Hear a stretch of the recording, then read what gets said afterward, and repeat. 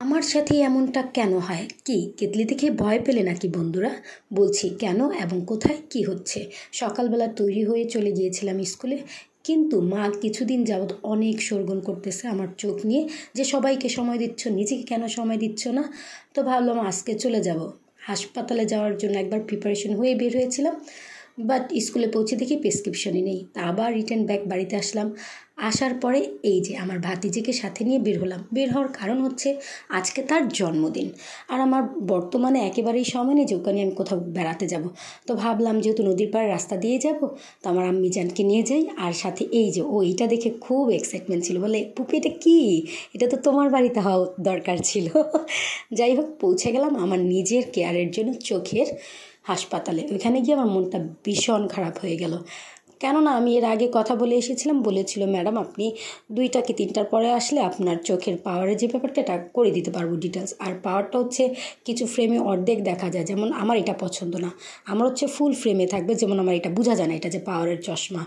তাই মন খারাপ করে নদীর পাড়ে রাস্তায় এসে দাঁড়িয়েছিলাম। এর মাঝে ভাতিজি বলতেছে মন খারাপ করো না, সব ঠিক হয়ে যাবে।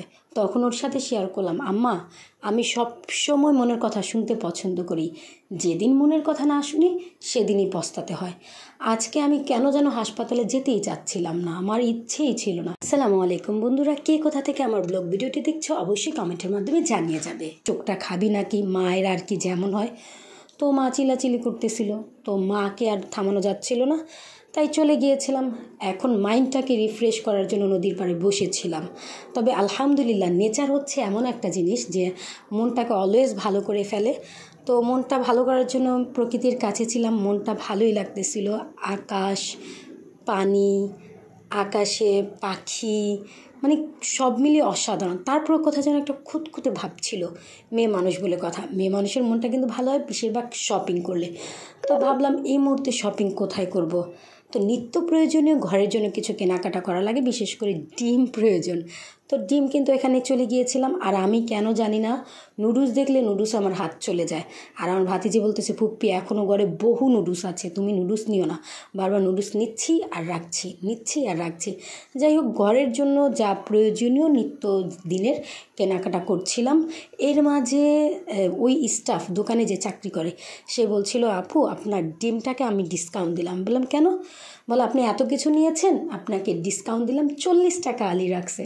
মানে আমার 1 খাঁচি ডিম 40 টাকা করে আলি পড়ছে। তো আমার তো ভালো লাগছে, নর্মালি আমাদের এখানে 48 টাকা করে। যাই হোক, আলহামদুলিল্লাহ মায়ের জন্য কিছু লেক্সাস, মানে ডায়াবেটিসের রোগীদের জন্য যা প্রয়োজন, ঘরের জন্য টুকটাক মানে যা যা প্রয়োজন কিনতেছিলাম। তো মনটা খারাপ, ভাতিজি বলতেছে এখন মনে হয় পুপ্পি তোমার মনটা ভালো হচ্ছে। বলে হ্যাঁ এখন তো কিছুটা মন ভালো হচ্ছে আলহামদুলিল্লাহ। তো পাশ থেকে মেয়েটা আমার জিজ্ঞাসা করতেছিল কেন আপু কী হয়েছে, তোর সাথে শেয়ার করলাম। তো তো বলতেছে হ্যাঁ সো স্যাড, তা এখন কী করবেন আপু?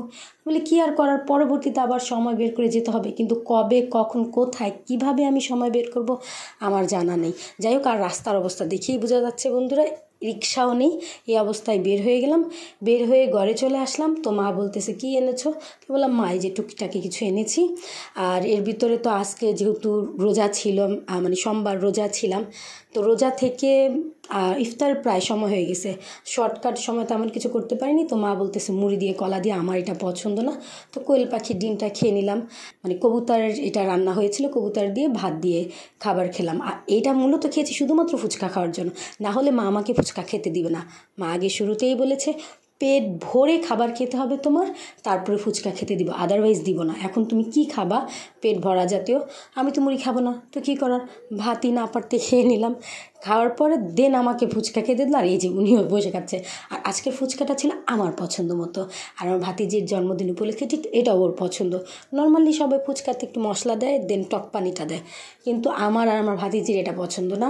আমাদের উভয়েরই পছন্দ হচ্ছে পানিপুরি সিস্টেম, ফুচকাটাকে ছিদ্র ছিদ্র করে দেন শুধু টক নিব, একদম ফুচকাটা ভরে মুখে দিব, আর টকটা যে পড়বে হাই কী যে টেস্ট। এই যে আমার ভাতিজি বলতেছে সেই, মানে মুখ দিয়ে আমি বলতেছে আমার কী যে লাগতেছে, মনে হচ্ছে আমি আবার খাই। আর এই যে এত খেয়েছি, আমার তো গ্যাস্ট্রিকের ট্যাবলেটের প্রয়োজন আছে তাই না, গ্যাস্ট্রিকের মেডিসিন, আর সাথে স্কিনের জন্য অ্যান্টিঅক্সিডেন্ট কলার চা পান করে নিলাম। আজকে এখান থেকে বিদায় নিচ্ছি, পরবর্তী কোনো ব্লগ ভিডিওতে দেখা হবে। আল্লাহ হাফিজ।